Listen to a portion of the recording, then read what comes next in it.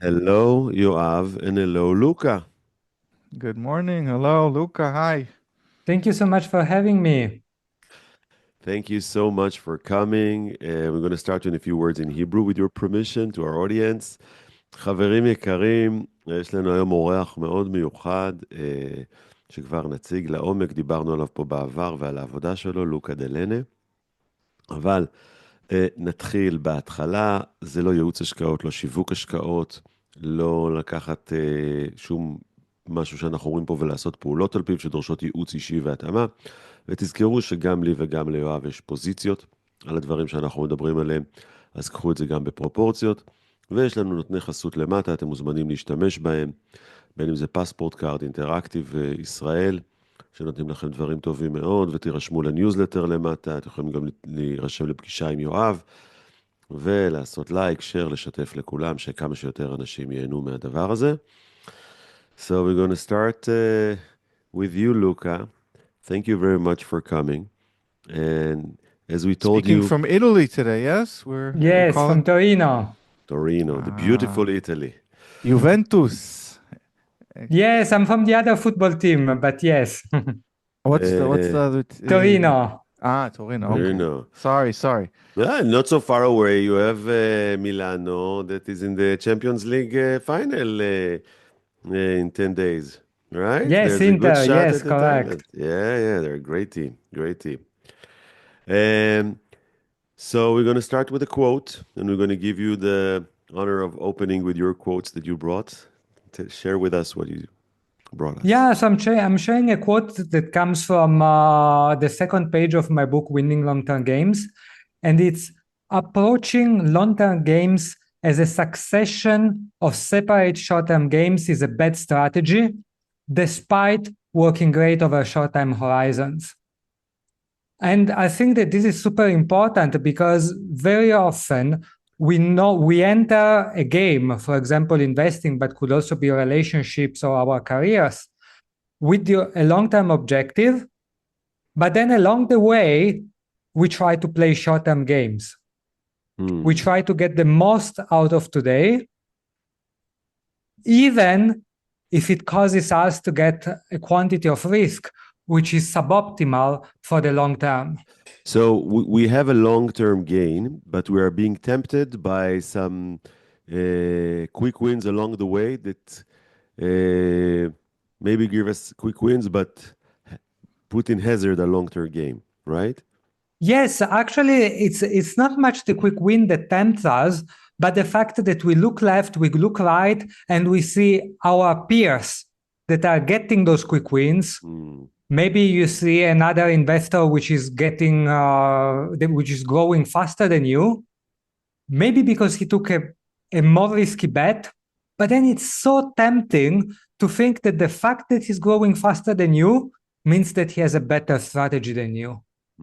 It is so tempting to think that way, and it's not necessarily true, and very often it's the other way around.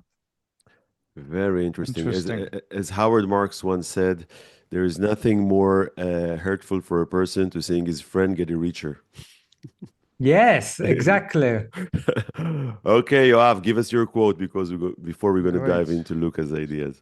Yes, sure. My quote, we talked about him today off the line. Christopher Mayer wrote the 100 Baggers book, wrote, investing is a rare business where doing nothing but patiently can actually produce the most value.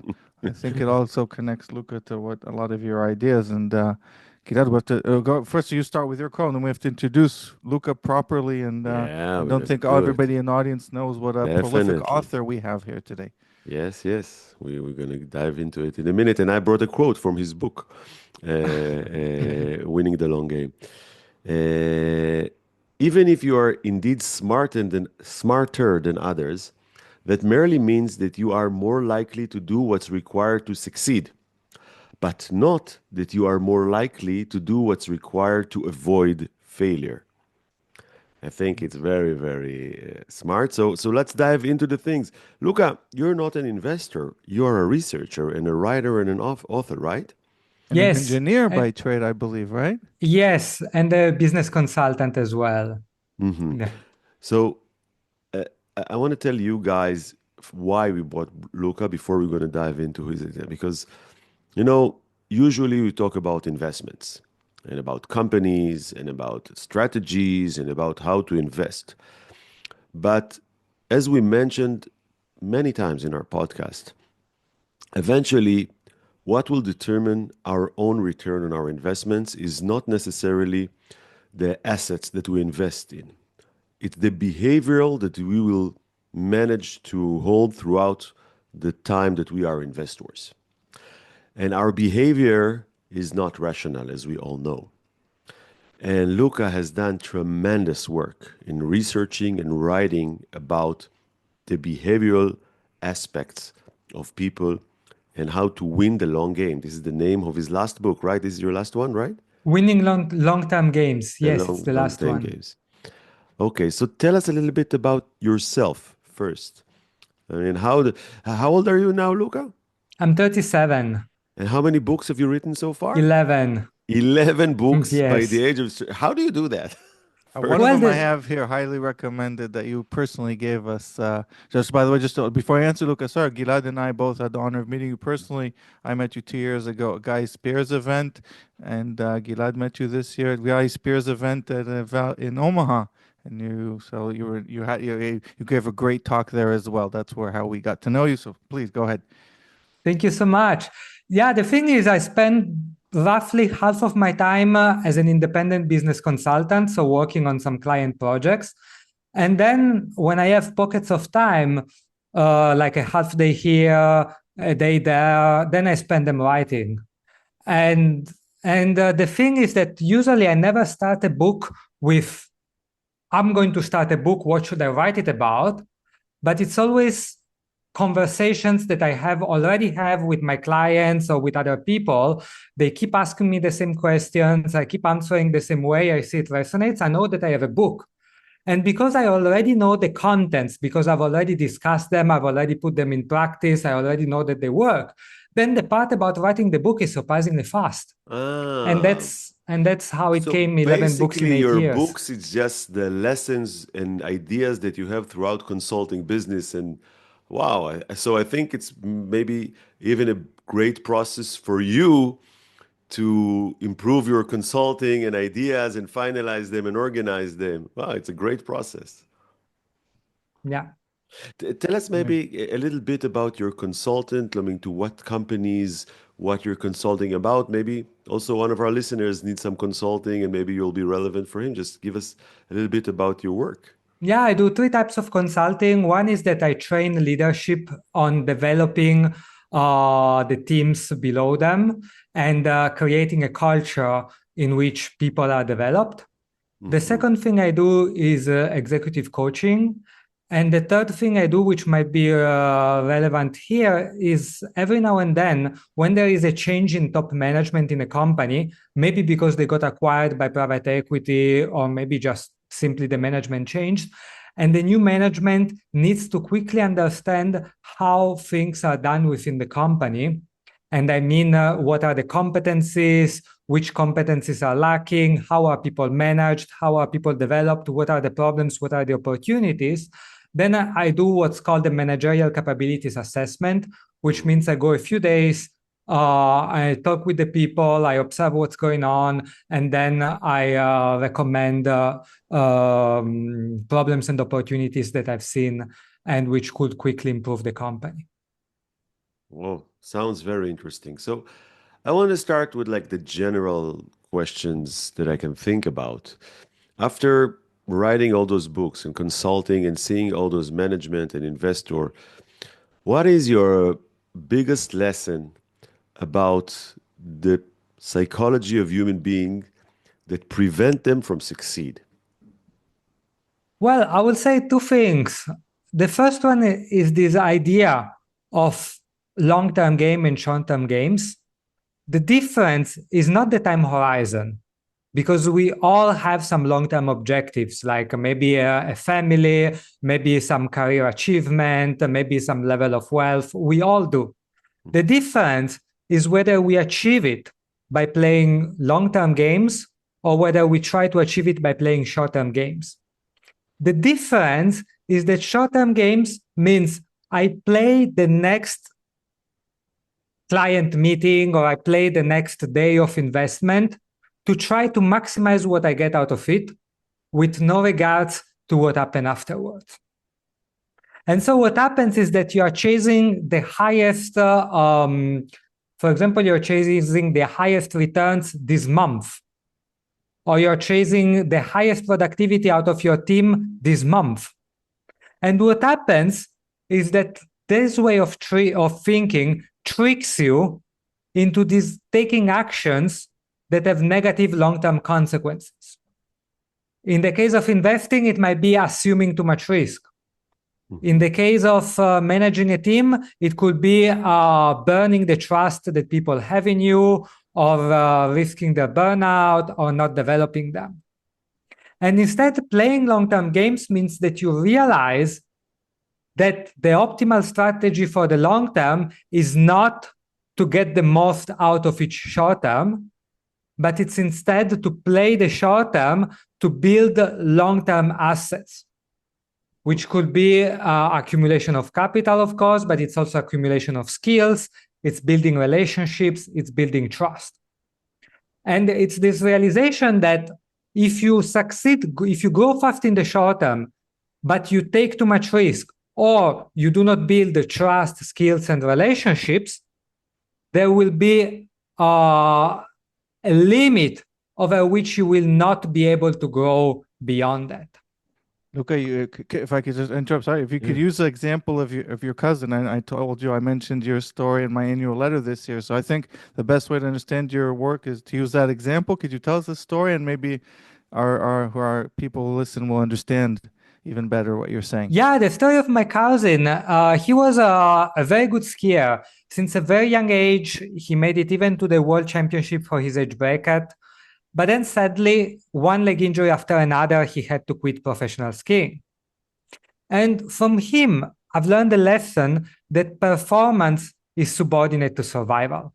And here I'm not making the banal point that survival matters to performance. We all know that. But I'm saying that it's more important than performance. And I demonstrate this with this short example with numbers. And imagine that my cousin participates to a ski championship consisting of 10 races. And because he's a very good skier, he has a 20% chance of winning each race. However, he also takes a lot of risks, and so he has a 20% chance of breaking his leg in each race. And the question is, how many races is he expected to win over a championship of 10 races? And the naive answer would be 2 races, because we think 10 races multiplied the 20% chances of winning each makes 2 races. However, if you crunch the numbers, we get to only 0.71 expected wins. And the reason is because if he breaks his leg in the first race, not only he loses that race, but he loses all following ones. And so there is this principle that each short-term game, so each race, has consequences on the long-term game. For example, the fact that if he breaks his leg, he loses all the following ones. And so if you play each race as a short-term game, you will not notice the long-term consequences, which are the ones that dominate over the long term. They dominate because there's huge difference between 0.71 and 2. Now, there is a thing which is very important, which is the difference between skiing and investing. Because if you think about it, if you put yourself in the shoes of my cousin who's a professional skier, he must take an insane amount of risks in order to have a shot at becoming number 1 in the world. There is no way in which you can be number 1 in the world while playing it safe at skiing. You need to take a level of risk. And the problem is that the moment you decide that you want to be number 1, you're playing a race to the bottom, in which you need to take a lot of risk to be able to win, which means that there is a huge number of parallel worlds in which you will end up unhappy. However, in investing, you do not have to be number 1 to win. Investing has an infinite potential number of winners. You win if you get very wealthy. And because you do not need to be number one to be very wealthy, you can play the game in a way in which you do not assume too much risk. And so you have a chance, if you play your cards well, at being happy in almost 99% of the possible parallel worlds. And so there are two lessons in this. One is consider the cumulative effect of taking risks. You cannot just calculate the risk in 1 year and then extrapolate it, multiply the average. That doesn't work. And number two, play games in which there can be multiple winners. Mm-hmm. Wow, it's fascinating, and I can dive into a lot of things. I want to note to myself that in the previous answer, you mentioned, by the way, that the key to succeeding in the long term is trust and relationship, which is, I want to come back to it. But before, I want to ask you, why? Why do people get tempted to do the short-term gains, although you said that most people do have a long-term aim? I mean, I think that if we'll go to almost all investor management, they will tell us we're looking for the long run. We're looking for the long run. But saying it and doing it is two different things. So why do people tempt it, and how to avoid it, and how to truly being able to succeed in staying focused on the long-term gains? Yeah, I will give you this metaphor, which we collaboratively got together in a conversation with Eric Markowitz a few days ago, which is the marshmallow test. Like, we all know that to some point, in some measure, investing is like a marshmallow test. You mentioned it before with your quote on patience.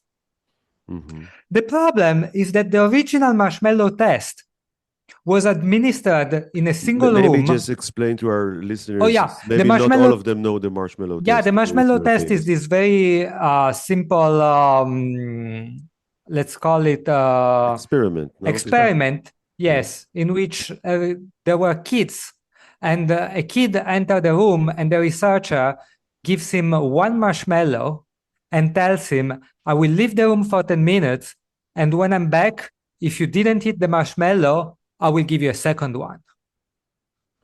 And then there is a whole discussion on the fact that some kids were eating the marshmallow, other kids were waiting so that they could get 2 marshmallows, and then they measured the outcomes of the kids years after this experiment to see whether this patience or this attention to long-term outcomes did effectively translate into better life outcomes. And I think it did, at least to some measure. But the problem is that, the interesting thing to note is that the marshmallow test was administered Just to be clear, I think that the outcome was that the people who were patients were more successful in life, right? Yeah, exactly. Okay. Exactly. And the thing is that is the easy version of the marshmallow test, because you are left alone in the room with the marshmallow. In real life, unfortunately, the marshmallow test is like a huge room where and I add, if I may, that you're left alone and there is a certainty that you will get the second marshmallow. Yes, there is a promise. You're alone and you know for sure that if you wait, you will get it. It's not an uncertainty. Yeah, exactly. It's not 100% given. There is still an element of trust in the researcher, but yes, there is a contract, let's say. Mm-hmm. And instead, in real life, what happened is that we are all given marshmallow tests. We would probably, a lot of us would wait for the second marshmallow if we were alone. But the problem is that we are in this huge room in which there are 100 other people together with us, and many of them are eating the marshmallow. Mm-hmm. And that is making it harder for us. And we can see this because we all see in media and social media, we see other people growing faster than us by taking more risks. And so that's where it becomes so hard to resist the feeling of falling behind. So the difficult part is not patience. The difficult part is the feeling that because we see others growing in the short term faster than us, the doubt that their strategy is better and we are missing out. That is the hard part.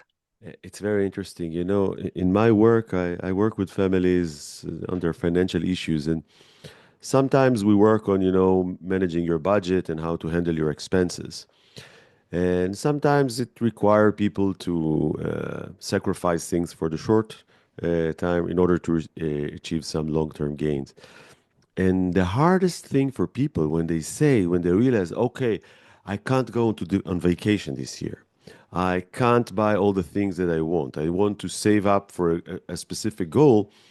And when they realize that, and then they say, but how come all the other people around me are able to do it? How come they go to a vacation every week? How come they buy a new car? How come they? And a lot of people make their decisions based on what their peers are doing. And it's so difficult to resist this. And that's why maybe value investing is so unpopular, because especially here, because nobody else does it. So very few people do it. And that's why to context back to investing, that's what makes it so difficult to go against the tide. So how can we overcome it? What are the tools that we can provide our listeners to help them overcome the short-term temptations of walking in other people's path and stay loyal to their own path? Well, one thing is to be careful of who you spend time with, like be conscious. Like there is always this saying that you become the average of the 5 people you spend the most time with. And that's also true for patience. That's also true for investing strategy. That's also true for consumption. Like at the end, your consumption tends towards the average of the consumption of the people you spend the most time with. The same for patience. So this is one thing which is quite important. The second thing is to always keep in mind this principle that if you get the most out of every day, you will not get the most out of the year. I think that this is the key principle because it's so counterintuitive. Can you repeat, please? Yes. We often have this mistaken belief that if I take the most out of every day, I will also get the most out of the year. Mm-hmm. But this is a mistaken belief. Mm-hmm. Because to get the most out of the year, you need some days to do things that do not bring any immediate return during the day, but are necessary. Don't work too hard. Don't work too hard is what you're saying. No, not necessarily. Like what I'm saying is to realize that to get the most out of the year, you will have to do a few things which have no immediate return. And that could be both on the term, like both unpleasant things, such as saving a little bit or working hard some days, or also more pleasant things, but that might come unnatural in the short term, for example, building long-term relationships or building skills. Mm-hmm. And this, I think, is the core concept, because if you believe that if today you didn't get as much of today as your peers, you will always, and you think that sets you back in the long term, you will always feel like you're falling behind, and that will tempt you into getting bad choices. Instead, you must realize that the fact that today you're falling behind doesn't mean that you're falling behind in the long term. Maybe it even means that you're getting ahead in the long term. And I think that once you have this realization and once you internalize this realization, everything else becomes easier, and your capacity to think by yourself also increases. You need to see the Karate Kid movie once a week to remind yourself that even if you walk the fence and everything, you're gaining skills. Yeah. So it's very interesting. But you keep saying, so just to summarize this part before we go into the next part, first, choose your friends and your environment and try to be in an environment that will tempt you to do good things. Yeah. And not tempt you to do bad things. And second, let go of the notions that you need to be see fruit and see returns every day. And don't be afraid to do things that their return will be in the future, and do some groundwork, some very gray works, the thing that will, I mean, yeah, I think it's great. You said again, that's what important in order to win in the long game is trust and relationship. Why do you say that? I mean, how do you came to those conclusions? Can you elaborate? Yeah, well, the first thing is, of course, to go beyond a certain level, you will need some relationships and you will need the trust of other people. And that's true both at the personal level, at the career level, and also the business level. Like, there is only so much that you can sell your product, for example, without having relationships and without having the trust of the people of your customers, for example. And the thing which is difficult to understand, again, is that in the short term, you can grow without trust and without relationships. Mm-hmm. And that tricks many people into thinking that therefore they do not need relationships or trust in the long term or skill. But that's just false.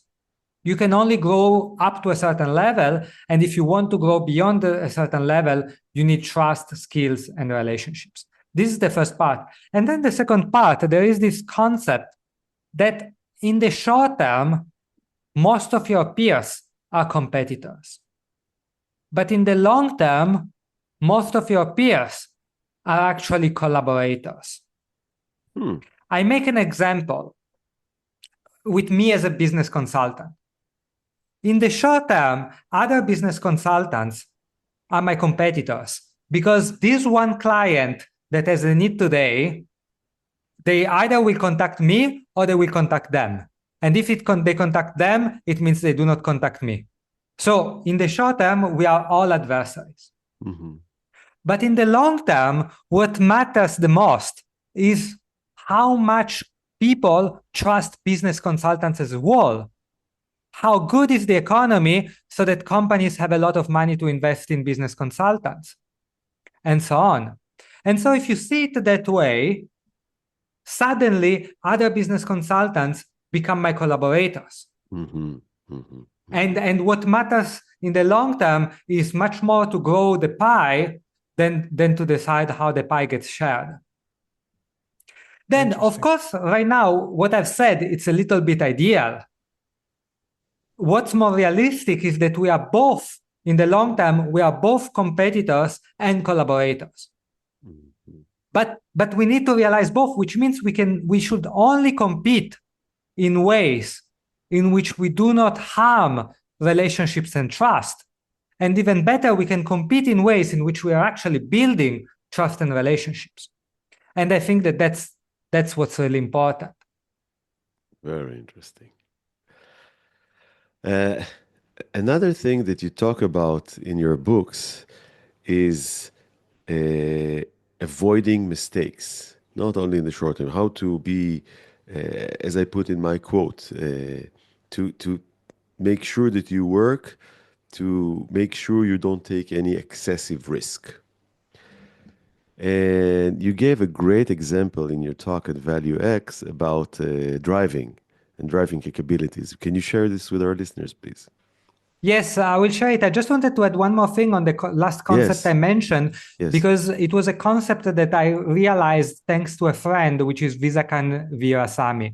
I quote him in the book. I just wanted to mention it because I forgot to do it right now. Okay. Yeah. So the example I make on driving on the risk, it's that. Well, I actually made two examples in that talk. The first example has to do with how to evaluate risks. And the thing is that with driving, you cannot check whether you are a good driver based on whether you crashed, whether you cause crashes. Because even bad drivers, they might take years or decades to crash. Mm-hmm. Like horrible drivers, of course, they crash after a month. But most like the bottom half of drivers crashes once every maybe 10 to 12, 15 years. So you cannot wait 10 years under the illusion that you are a good driver just because you didn't crash. And that's why, for example, there was a survey in which 93% of drivers said that they were better drivers than average, which is impossible. And now, why does it matter for investing? Because investing, it's a little bit like driving in the sense that even if you're a bad investor, you can have quite a few years of good returns, especially while the market is good. So it's tricky because you need to be able not to trick yourself into thinking you are better than you actually are just because return so far has been good. Exactly. So how do you know? Howard Marks calls it being right from the wrong reasons. Exactly. So how do you know whether you're right from the good or from the wrong reasons? You need to look at behaviors. So going to driving, I'm saying that you check whether one is a good driver by looking at their behaviors. If they check their phone while driving, they are a bad driver for sure, regardless of whether they crashed yet or not. And the same applies to investing. You need to look at your behaviors, not at your outcomes, to know whether whether you need to change things or otherwise you will crash. I would like to repeat it because I think it's so profound and so important that we need to emphasize it. Basically, what you're saying that our natural behavior of all normal human beings is judging things by their outcome. This guy has succeeded, he made money, that means he's good. This one, he's not succeeds, that means he's bad, he's not smart. But sometimes, and even most of the times, there is no complete correlation between the outcome and the reason. Sometimes people will do bad things and succeed, and sometimes people will do good things and fail. So in order to evaluate anything, basically, and definitely in professional life and in investing, you need to go deeper beyond the outcome. The fact, I mean, when people try to evaluate fund managers, they will mainly look at their returns. But sometimes you would see something that was great returns for a few years, and they will never be able to repeat it. Exactly. And just to add to that, I also have to take into consideration the risk they took to reach those returns. Like you use Elon Musk as an example, Luke. I think he has done amazing things, but I think you tell us what you think about his achievements. What kind of risk? Is it something you would recommend for every human being to do? I'm not sure that's what you want to do for an average person. Yeah, exactly. I think that Elon Musk is very telling. In the book, I'm basically asking the question of how much of Elon Musk's wealth is due to luck and how much is due to skill. And the temptation is that we think all of it is due to skill because he's obviously extremely skilled. But the thing is that even skilled people, they get lucky. So the fact that he might have been lucky doesn't mean that he wasn't skilled. And so I make this following thought experiment. I think that in the current, that at the moment I wrote the book, if I remember correctly, Elon Musk had 240 billions of net worth. Now the question is, how many of those billions were due to luck and how many were due to skill? And one way in which we can think about it is that we imagine 10 parallel worlds in which Elon Musk starts from the same conditions, from the same upbringing, same talent, and we check how wealthy he is in 2025. And probably because he's extremely skilled and extremely determined, probably he's a billionaire in all 10 parallel universes. But the question is, how many billions does he have? And maybe in a few parallel universes, he has 1 billion. In another, he has 10 billions. In another, he has 5 billion. In one, he has 30 billion. And in the current one, he has 230 billion. If you make the average, maybe it comes to 23 billion. So in all of these parallel universes, Elon Musk, thanks to his skill, he becomes a billionaire. But if his average wealth is 23 billion and in the current universe, he has 230 billion, it means that only 10% of his wealth was due to skill and 90% is due to luck. Now, every time I say this, a lot of people, they say, no, but Elon Musk got successful because of the skill. And I'm like, look, you said successful. The fact that he got successful, which is a binary thing, successful or not successful, it's probably due to skill. 95, 100% almost. But how much successful he got, a lot of it depends on luck. And so that's what we need also to think when we evaluate the performance of people. Whether they got good, excellent, is probably a lot due to skill. How exactly they amassed wealth, that's probably due mostly to luck. And the two can coexist with each other. And maybe using your skiing example, along the way, he almost died. He got very sick. Again, he got very lucky. He had a very rare disease. He went on one of his trips in South Africa. He got very sick, and he could have very nearly died. So he got very lucky to be healthy. Then first and foremost, you need to be healthy. I think you also use that example, how not to put yourself on the side where you can get ill or in one of your talks. So luck has to do with everything, and you can't ignore that. But luck, unfortunately, I don't think anyone can has control, but risk we can. So let's talk about what is your thoughts and ideas basing on this observation that we cannot judge outcome, we need to judge behavior. We cannot judge, okay, you didn't do any mistakes, you're a good driver, you made good returns, you're a good investor. So how can we judge? What should we do in order to succeed in our long-term gain and to avoid the risks along the way? Yeah, so I have the belief that everyone, I mean, of course, like very few exceptions, like if you have like an extremely particular circumstance, but I strongly believe that everyone can succeed if they do this very simple thing, which is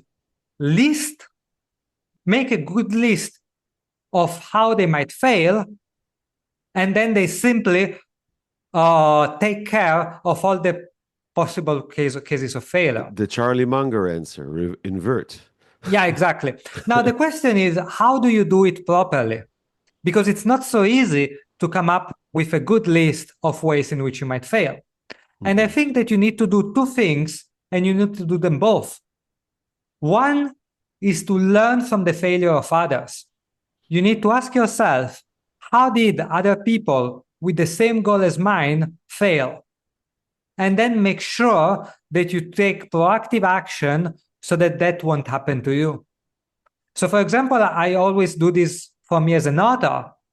If I only think, how can I succeed as an author? Maybe I come with ideas such as I must write a great book.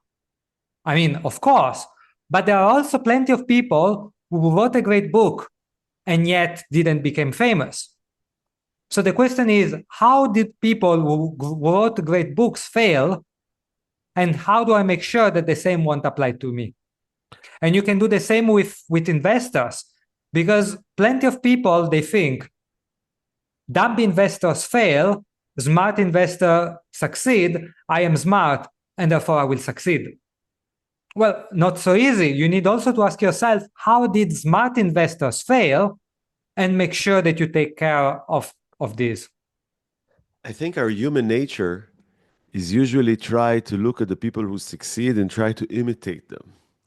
But what you are saying, and I think it's very enlightening, is you should go to the people who failed and learn from their failure before, because in order to succeed, you need to first not fail. Exactly. And in particular, the smart people who failed. That's where there is the most learning. It's, but the human nature doesn't like to talk about or handle and look about the people who failed. They are more interested in looking at the people who succeeded. It's counterintuitive to our human nature, what you're asking people to do. Yeah, it is. It is. But I think if we take yes, please. Gilad, No, I want to just to take it a little bit to investing and talk about it. What you guys are saying reminds me. Well, we do a small cap value strategy, which is very difficult to. It's in the long term works great, but I've learned from many successful investors who had difficult times, even themselves, they would break down at the wrong time. They would give up if they just held on for.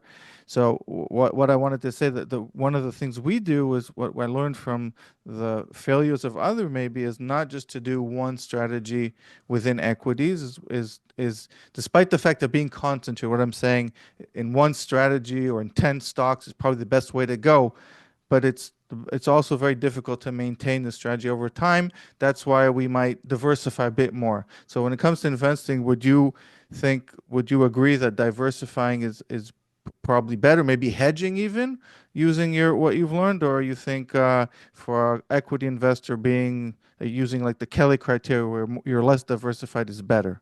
What are your thoughts on equity portfolio? Yeah, I do think that diversification is important. At least in some measure, because the thing that diversification does is that it helps you shift from maximizing average outcome to maximizing the distribution of outcomes. I make an example. I was talking some time ago with a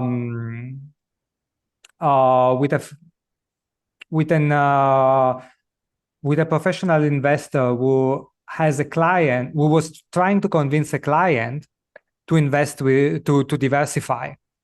And the reason why he was trying to convince him was because this person lived in California, and he used to work for a tech startup. And so almost all of his net worth was in stock options for this startup. And he was genuinely convinced that this startup could become the next Google or Facebook. And so his reasoning was, I don't diversify because there is nothing I can diversify with, which is a better expected value than the stocks of my company. And the thing is, let's assume that he's right. I have no idea which company it is, but let's assume that he's right. The thing is that even if it's the best company in the world, it has what? An 80% chance at becoming the next Google. This means that his distribution of outcome is 80% extra wealthy and 20% very sad. If instead he takes part of those options, I don't know, let's say 30%, 50%, and he invests them in something safer, an index, some portfolio, whatever, it's true that he decreases his expected wealth, but he increases his distribution of outcomes. And instead of having a 20% or maybe 50% more likely, or even more likely 80% in which he's sad, now he's happy, very happy indeed, in 100% of universes and of futures. And for me, that's a very worthwhile trade. And that's what matters for me, is diversifying, not to increase the expected value of your portfolio, because that's very complex to know whether you're doing it. And anyway, it's the wrong question, but it's to increase the distribution of outcomes of your portfolio. And that's for me a no-brainer. I think that's very, very profound, very smart, and very applicable to many, I think, investors, especially here in Israel. And it's it's a big challenge for all the people that are being compensated in stock, because again, the human psychology is like, if you need to do something or not to do something, you will need to work harder in order to do it. I mean, the default is not doing anything. And if you don't do anything, you accumulate all the stocks and RSUs, and it could be great and it could be worst. I mean, I have a lot of people that I work with, worked in Intel. And for many years, this was like, yeah, just hold the stock. And suddenly in the last few years, it's like, oh my God, like 60% down, 70% down, no future to look forward to. So it's so difficult. And yeah, it's Also, if I another story, Monish Prabhai, Luka, which you guys' friend, also talks about his in the 90s, where many employees of Microsoft also came to him with, and he advised them, despite their belief in Microsoft's success, to diversify a bit. And they were telling, no, Microsoft is, and they were right. Microsoft was probably one of the best investments ever. But during a long time period, I think Microsoft, after the 2000 bust, for many, many years, was a bad investment. And many of those people probably would have been better off listening to Mitch and diversifying, investing with him a little bit. Even over time, they might have been right about Microsoft. And there aren't many very Microsoft. So Yeah. even when it works, it could be very difficult to along the way. Yeah. And by the way, there is another consideration to this, is that with a stock that goes high, very low, and very high again, like Microsoft did, if you actually diversify, you might have a chance at increasing the geometric return of the investment. So there is also this thing to consider. Like, I didn't run the numbers in this specific case, so but it's something to consider. Yeah, but I think the basic concept that people need to put their mind into is that as human beings, we are flawed in our perception of ideas. Our natural thinking are sometimes faulted.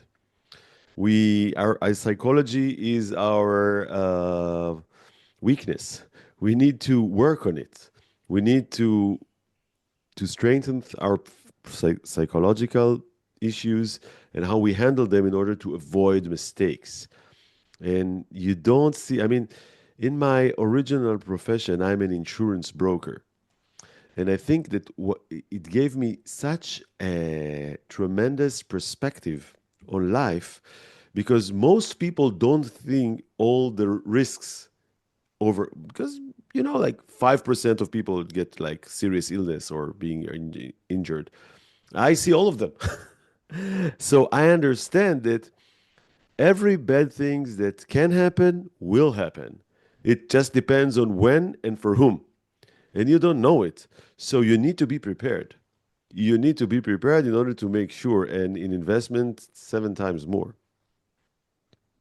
Yeah. Or as I say, shit happens. Yeah. Okay, look, our time is starting to running off, and I still want to have some output for you. If you would need to give like 3 golden tips to our listeners who want to be investors, and they want to make sure they won't fail, can you summarize like 3 tips for them? Yeah, so the number one is, as we mentioned, is figure out how other investors failed. Mm-hmm. That's probably the most important Smart tip. investors. How other smart investors failed. Mm-hmm. Yeah, exactly. Second tip is do pre-mortem, which means imagine that you do have a smart strategy, and imagine that you do follow through your smart strategy, but despite that you failed. You imagine that and you ask yourself, what could have been the most likely reason that made me fail? Mm-hmm. And make sure that you consider both reasons that are very specific to investing. For example, like you pick the wrong stocks, but also reasons that come outside of investing. For example, I had to divest because I don't know, we needed money for an emergency, or all those things. And then number 3 is curate very well the information, the people that you expose yourself to. Because again, if you expose yourself to media, social media, in which the predominant presence is people taking shortcuts and then crashing, you will also take shortcuts and then crash. So if possible, curate your social lives, like people, colleagues, and so on. That's hard to do. At least curate your social media feed and remove all media that might induce you to shorten your time horizon, because that's not a good idea. I would add to it that remember that most of the people, mainly in the commercial television and news outlets, are not necessarily thinking of your interests. They're thinking of their interests. So be careful what you're consumed from news perspective. There is a great quote that Chris Davis said in the Value X in Omaha. He said that the Weather channel is not in the business of predicting the weather. He's in the predicting of selling ads. So every time there's the greatest storm of the century, like 3 times a year, and things like this. So remember this and choose exactly the content that you choose. I will add that in your book, you give a 22 items list that you need to follow in order to make sure that you won't fail, right? Yeah, exactly. It's the list of the 22 reasons for which you are most likely to fail. We'll put in the show notes your books and blog so people can read it there. Yeah, perfect. Thank you. Yeah, so please do read it because it's like to summarize most of your research about how people fail. Yeah. The 22 points that make them fail. If you learn them and if you follow them, you'll be strict. It increase your chances of avoid failure. Yeah.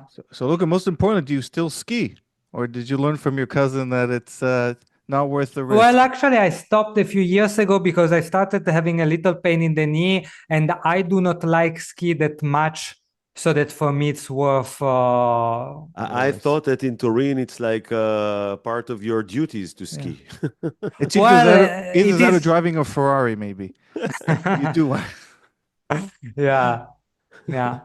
Do you know, by the way, we're invested, and maybe one day if you invite us, we want to come visit Exor. It's a company we're invested in, and I know that they have their annual meeting. I think is in Turin. I think they're this year, if I'm not wrong, exactly this year they started doing it in Amsterdam. Yeah, because they're listed there now. They're listed there 2 years ago, 3 years ago. Well, yeah, 2 or 3 years ago it was in Turin. This year it's in Amsterdam, and who knows about the future? But you can come for the good food. It's a great company, and great city, we're not lacking of reasons to come to Italy at all. No. I think Italy, it's like the #1 country in the world for vacation. It's the best. Totally agreed. I think I've been many times, and every time I want to come again and again and again, and it never ends. And the people also, look at your live example, how Italians, how nice they are, and thank you. It really is a special place. Okay, we will be respectful for your time. We're going to start wrapping it up. We're going to say thank you very much for all these great insights. And we're going to give you the honor of giving a recommendation. We give in the end, as we told you, some recommendation about something nice in life. So do you have anything for our listeners? Recommendations in terms of books? Books or whatever you'd like. I do happen to have recently been gifted by Shreyas Doshi this book called The Courage to be Disliked, which I enjoyed very much. It's a very simple book. I hate the title because the title makes it look like it's a book that contains a single idea, and then he will hammer on that one idea for 200 pages, but that's absolutely not the case. And I don't necessarily agree with everything that's written in, but I found it extremely thought-provoking. And the exercise of going through the book and thinking about the things it makes you think, very valuable. Very interesting. We'll put it in the show notes. I hadn't heard of this book either. I haven't heard about it yet. Yoav, you have a recommendation for us? Yeah, it kind of contradicts everything we talked about today, but I think it's worth mentioning. There's a podcast called Founders. Luka, have you heard of it? It's David Senras, I believe. Yes, right? Great podcast. Great. First of all, listening to him talk, he's been interviewed on a few other podcasts. I'll put in the show notes. He's quite an individual, but he has like how many hundreds of, he's like totally dedicated his life to reading biographies of people who have succeeded. That's why I'm saying it contradicts, and he's tells their story, and it sums it up he's got hundreds of chapters, and I think it's there are many different people there, from investing to sports to to business, everything, and it's well worth listening to him and talk about the various entrepreneurs on his podcast. He's quite a character. Okay. That's My recommendation to respect our guest, Luca, is to vacation in Italy. I think it's like amazing in the opportunities that it provides from the south to the north. It's so beautiful, great food, great people, great weather, great beaches, great culture, great history, great fashion. I mean, it's unbelievable. Look, I now live in the States most of the year. And the one thing, and I love the States, and I don't want to be disrespectful to this. Well, it's also the land of opportunities, a different kind of opportunity. Yeah, but it's lacks of culture. Everything is mediocre. And when I live there and I think about walking in Rome or in Milan or in Turin or in like every village in Italy, it's so full of culture.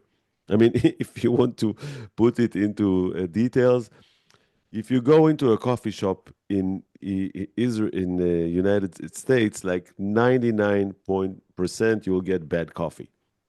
If you will go in Italy to a coffee shop, 99% you will get perfect coffee. Look, maybe give us a recommendation other than the well-known places in Turin. Where would you recommend people to go and visit in Italy where the locals go to, following Gillad's suggestion? If you have anything you have to recommend to us. Many Israelis love traveling to Italy, as you know. Well, rather than specific places,